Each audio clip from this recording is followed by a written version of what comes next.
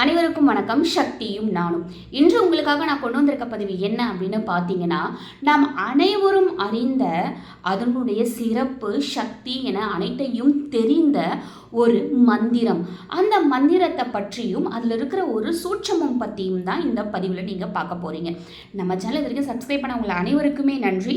நம்ம சேனல் இது வரைக்கும் சப்ஸ்கிரைப் பண்ணாதவங்க சப்ஸ்கிரைப் பண்ணிக்கோங்க. கண்டிப்பாக நல்ல நல்ல பதிவுகள் நம்ம சேனலில் உங்களுக்கு தேடி வரும் என் மூலமாக. சரி, வாங்க பதிவுக்குள்ளே போகலாம்.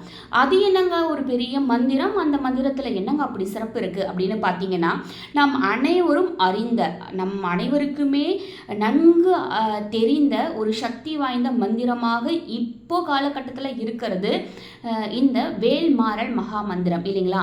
இந்த வேல்மாறல் மகா மந்திரத்துடைய சக்தி நம்ம அனைவருக்குமே தெரியும். நம் அனைவருமே அந்த வேல்மாறல் மகா மந்திரத்தை பயன்படுத்தி பல பலன்களை அடைந்து கொண்டு தான் இருக்கின்றோம். ஆனால் நாம் அதிகமான பேர் எப்படி அப்படின்னு பார்த்தீங்கன்னா, இந்த வேல்மாறல் மகாமந்திரத்தை பாராயணம் பண்ணுறது மூலயமா நம்முடைய தேவைகள் பூர்த்தி செஞ்சுக்கலாம். அதனால் நான் பெரியவங்களாம் சொல்கிற மாதிரி விடியற் காலையில் பிரம்ம முகூர்த்தத்தில் எழுந்து வேலுக்கு அபிஷேகம் பண்ணி வேல்மாறல் மகாமந்திரம் சொல்கிறேங்க, அதன் மூலமாக என்னுடைய தேவைகள் நிறைவேறிருக்குன்னு சில பேர். இல்லைங்க நான் செய்கிறேன், இன்னும் என்னுடைய தேவைகள் நிறைவேறலை, நான் நம்புகிறேன் அப்படின்னு சில பேர். இல்லைங்க செஞ்சு பார்த்தேன் எதுவும் நடக்கலை அதனால் விட்டுட்டேன் அப்படின்னு சில பேர். இல்லைங்களா? உங்கள் எல்லோருக்குமே இது தெரிஞ்சிருக்கலாம், தெரியாமலும் இருக்கலாம். தெரியாதவங்களுக்கு இந்த பதிவு கண்டிப்பாக பயனுள்ளதாக இருக்கும். அதற்காக தான் இந்த பதிவு. என்ன அப்படின்னு பார்த்தீங்கன்னா, இந்த வேல்மாறல் மகாமந்திரத்தை ஏன் மகாமந்திரம்னு சொல்கிறோம் அப்படின்னு உங்களுக்கு தெரியுமா? இந்த பாடலானது மிக பெரியதாக இருக்கிறது, படிக்கிறதுக்கு கஷ்டமாக இருக்குது, மிகப்பெரிய பாடல்களாக இருக்குது அப்படிங்கிறதுனாலயா? இல்லைங்க. இந்த பாடலானது பெரியதாக இருக்குங்கிறதுனாலையோ, அதிக எண்ணிக்கையில் இருக்குங்கிறதுனாலையோ, படிக்க கடினமாக இருக்குங்கிறதுனாலையோ இந்த வேல்மாறலானது மகா மந்திரமாக கருதப்படவில்லை. இந்த வேல்மாறலானது மகா மந்திரமாக கருதப்பட ஒரு முக்கியமான காரணம் இருக்கு. அதில் ஒரு சூட்சுமமும் இருக்கு. நம்முடைய வள்ளிமலை ஸ்ரீ சச்சிதானந்த சுவாமிகள் அவர்கள் அருமையான முறையில் இந்த மந்திரத்தை நமக்கு அருள் இருக்காருங்க. அதில் என்ன சூட்சமம் இருக்குது, அது இந்த மகா மந்திரத்துடைய அருமை தெரிந்து நாம் பாராயணம் பண்ணுறது மூலமாக நல்ல பலன்கள் கிடைக்கும் அப்படிங்கிறதுல எந்த சந்தேகமும் இல்லை. அது என்ன சூட்சமம் அப்படின்னு பார்க்கலாமா? சாதாரணமாகவே ஒரு மந்திரத்தை நாம் 108 முறை பாராயணம் செய்கிறோம் அப்படின்னா அந்த மந்திரத்துடைய சக்தியானது அதீதமாக இருக்கும். அந்த மந்திரம் மகா மந்திரம் என்று கருதப்படுகிறது. இந்த 108ன்ற ஒரு எண்ணிக்கைக்கு என்னங்க சிறப்பு இருக்கு அப்படின்னு பார்த்தீங்கன்னா, இந்த 108 என்னும் என்னுடைய கூட்டுத்தொகை பார்த்தீங்கன்னா 9ஆக வரும் இல்லைங்களா? 27 இதனுடைய கூட்டுத்தொகையும் 9, 108 இதனுடைய கூட்டுத்தொகையும் 9, 1008 இதனுடைய கூட்டுத்தொகையும் 9. நம் முன்னோர்கள் நமக்கு அளித்த அதிகமான மந்திரங்களாக இருக்கட்டும், நாம் பாராயணம் செய்ய வேண்டிய பாடல்களாக இருக்கட்டும், துதிகளாக இருக்கட்டும், எதுவாக இருந்தாலும் நமக்கு அவங்க அருளி இருக்கிற எண்ணிக்கையை பார்த்தீங்கன்னா ஒன்று 27 இருக்கும், அல்லது 108 அல்லது 1008. இதனுடைய காரணம் இதுதாங்க. எப்போது ஒரு மந்திரத்துடைய எண்ணிக்கையின் கூட்டுத்தொகையானது 9ஆக அமைகிறதோ அது இந்த 3 வகையில் அமையும். அப்படி அமையும் பொழுது அது மகா மந்திரமாக மாறுகிறது. அதனுடைய பலனும் அதீதமாக இருக்கிறது அப்படிங்கிறதுல எந்த சந்தேகமும் இல்லைங்க. இதன் அடிப்படையில் தான் நம்முடைய சச்சிதானந்த சுவாமிகள் அவர்கள் இந்த மகா மந்திரத்தை அருளி இருக்காரு. எப்படி அப்படின்னு பார்த்தீங்கன்னா, நான் உங்களுக்கு காமிக்கிறேன் பாருங்க. அதாவது மொத்தமாக இந்த வேல்மாறல் மகா மந்திரத்தில் இருக்கிற பாடல் நீங்கள் எடுத்துக்கிட்டீங்கன்னா 16 பாடல்கள் தான். 16 பாடல்கள் 4 முறை திரும்ப திரும்ப வர மாதிரி தான் அமைச்சிருப்பாங்க. அப்போ மொத்தம் பார்த்தீங்கன்னா இந்த பாடல்களுடைய எண்ணிக்கை 64ஆக இருக்கும் இல்லைங்களா?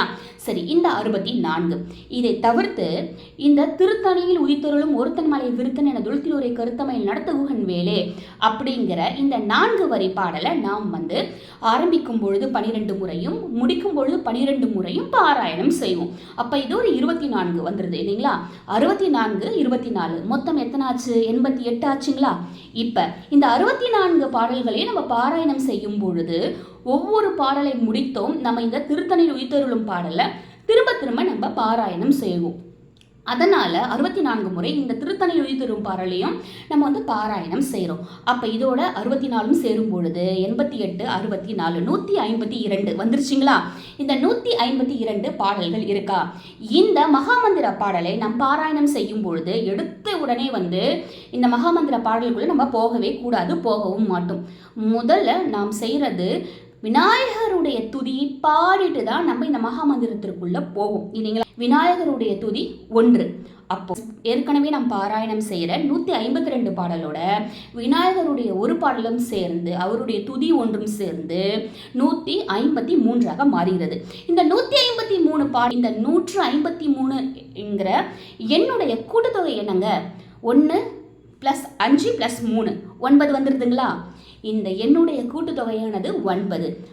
அதனால தான் இந்த எண்ணுக்குரிய கூட்டுத்தொகை 9ஆக வர அளவுக்கு எவ்வளவு அருமையாக நம் சச்சிதானந்த சுவாமிகள் அவர்கள் எவ்வளவு அருமையாக நாம் இந்த மந்திரத்தை மகா மந்திரமாக பாராயணம் செய்யணும், அதனுடைய பலனானது அதீதமாக இருக்கணுங்கிறதுக்காகவே இந்த முறையில் நமக்கு அமைச்சு கொடுத்துருக்காருங்க.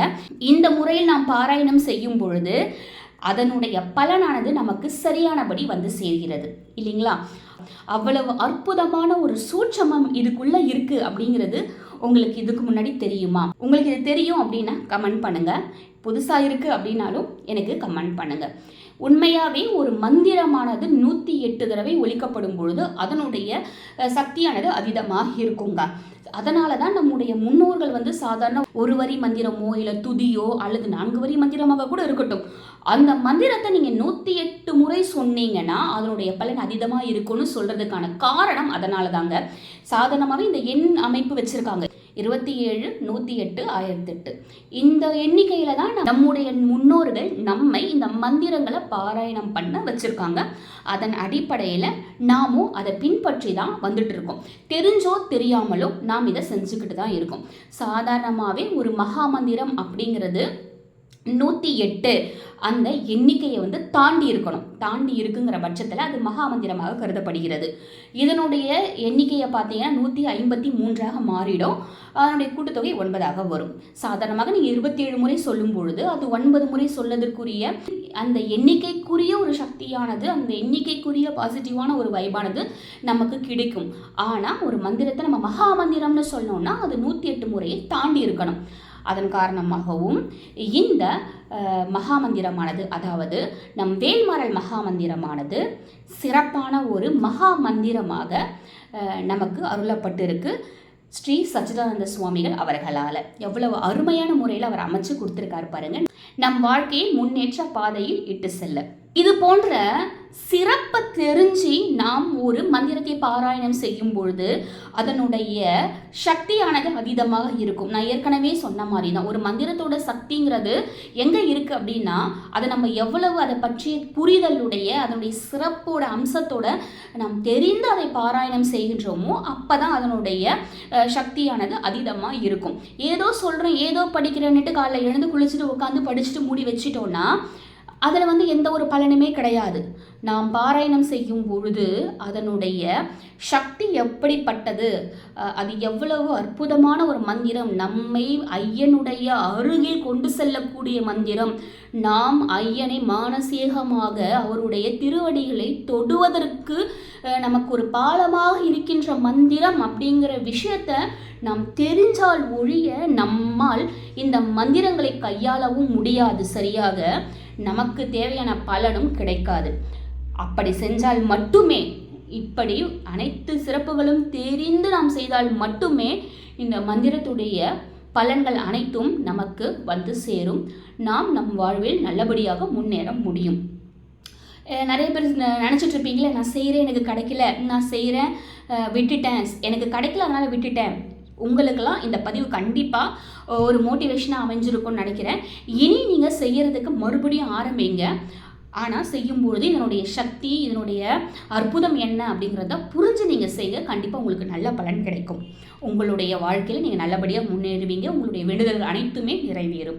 இந்த பதிவு கண்டிப்பாக உங்களுக்கு பயனுள்ளதாக இருந்திருக்கும்னு நினைக்கிறேன். அப்படி பயனுள்ளதாக இருக்குங்கிற பட்சத்தில் உங்களுடைய நண்பர்களுக்கு ஷேர் பண்ணுங்கள். நம்ம சேனல் வரைக்கும் சப்ஸ்கிரைப் பண்ணவங்க அனைவருக்குமே நன்றி. சப்ஸ்கிரைப் பண்ணாதவங்க சப்ஸ்கிரைப் பண்ணிக்கோங்க. கண்டிப்பாக நல்ல நல்ல பயனுள்ள பதிவுகள் உங்களை தேடி வரும் நம்ம சேனலில் என் மூலமாக. மீண்டும் ஒரு நல்ல பதிவுடன் சந்திக்கிறேன். நன்றி. ஓம் முருகா.